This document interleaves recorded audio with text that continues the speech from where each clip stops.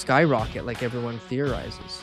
So it's kind of like completely against the narrative. Everyone's kind of just like, well, if more people are coming in and we're not building any more houses, prices are going to go up. It just doesn't work like that. But anyways, not going to work, not going to help.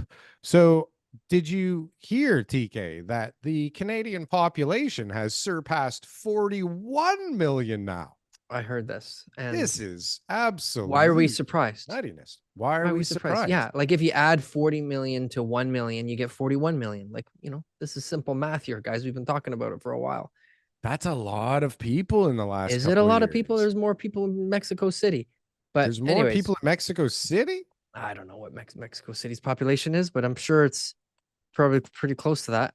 Are you deflecting everything I say? Mexico City's only 8.8 million. Damn. 41 million people, TK. When I remember, seeing how close we were to 39 million not too long ago. And then it was like, boom. That's a lot of extra bodies to house and feed and keep healthy. And we talked about this last week about the people who are willing to live in conditions that are not the same as you and me. Like you and I, we've been here our whole lives. We're not going to go and live in a house with 7 or 8 people. We're not going to go live in a place where you're going to have one person per room, sharing the kitchen, sharing bathrooms, all that kind of stuff. To us, that's like, we've been here long enough that we've got the privilege of being able to have that type of lifestyle, and that's something that we probably take for granted.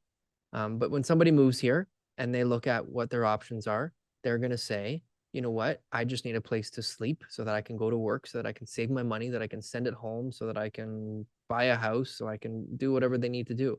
And so, the housing crisis, although it is a crisis and prices are higher, and than they need to be and what people can afford, we're actually not at that point where this extra population is going to put as much pressure on housing prices as we think.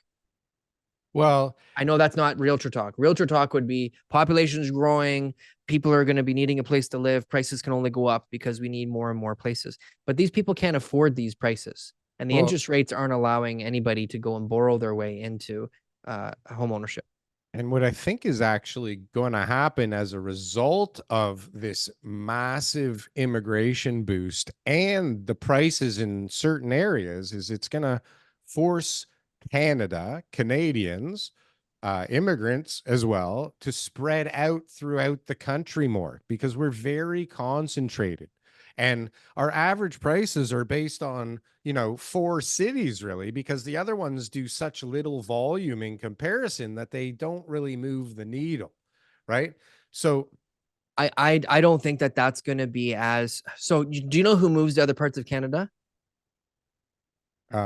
People that are fed up with the parts they live in. Exactly. The young Canadians, the people who are able to go and get new jobs and all that kind of stuff. There are immigrants moving to other parts of Canada. We had Art on the show in New Brunswick. They have a lot of French African immigrants. We've got people moving to Calgary, Edmonton. There's new Canadians going to all parts of Canada, but the vast majority still want to come to Toronto. The vast majority still want to come to Vancouver, and that puts pressure on our infrastructure and the housing that we have here in existence. And so that's what I'm trying to get at is, even though we've got this huge increase in the population, it doesn't necessarily mean that we've got this major housing shortage. I know that there's people living on the streets and that there's obviously a need for housing, but at the end of the day, most of those people probably do have options that they're not willing to look at. Maybe there's mental health issues, addiction, all that kind of stuff. That's why they're not able to go and look at those options. But at the end of the day, most people, what they do is they just find an affordable option for them. They go and live with multiple people in one home. They go and rent a room. They go and find a place that is going to be suitable for their lifestyle that they can afford, which, renting a room right now, what, $700-800 minimum? A room, yeah. A bed is $700-800 in a room. I think most people, if they're working a minimum wage job or something like that, they can afford the room rental of $700-800. Right. And so that's what people will do. We'll just have more and more people living in each home. The number of people per household will increase.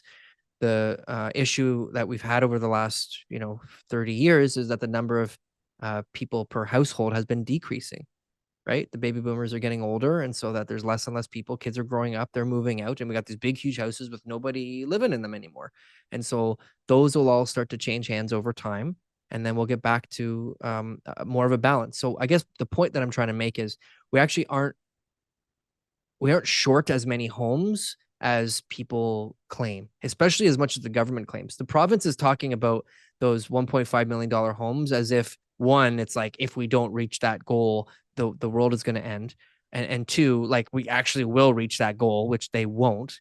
You know, they're starting to count beds in seniors' residences and saying we created more homes, and like the way that they're like calculating homes and stuff like that. They're like, well, there was a bed opened up in a senior's residence in freaking Perry Sound. They're also counting 480 square foot 2 bedrooms as, you know, adding 2 bedrooms. But these are the things that are I think misleading, right? Is that they've come up with this number, CMHC, you know, not a very reliable source for information, unfortunately, and their whole mandate is to be able to provide us this type of information, but they forecast things in such a negative way that I don't know if that's just part of their shtick, and that they're just trying to be able to control, you know, markets and control certain dynamics that people are going to be using for, you know, their decisions on building. But we got a ton of properties coming up, power sale. There's a ton of development that's got approvals that nobody's building.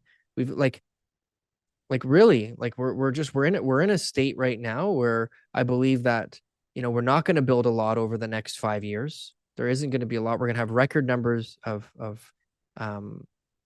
immigration, and that, you know, prices aren't going to skyrocket like everyone theorizes, you know. So it's kind of like completely against the narrative. You know, everyone's kind of just like, well, if more people are coming in and we're not building any more houses, prices are going to go up. It just doesn't work like that. You know, people adjust, their lifestyles adjust, and that their expectations adjust, and that they find ways to be able to make their lifestyle work. And that's what people are doing, is as they come here, they're all shipping into one house and they're going, these are crazy prices. Why would I want to pay these? It doesn't make sense. Like, comment, and subscribe if you got anything from one of these clips. And if you want to see some more, press something on the screen here. Boom. That was good. That was good. I like that. That was good.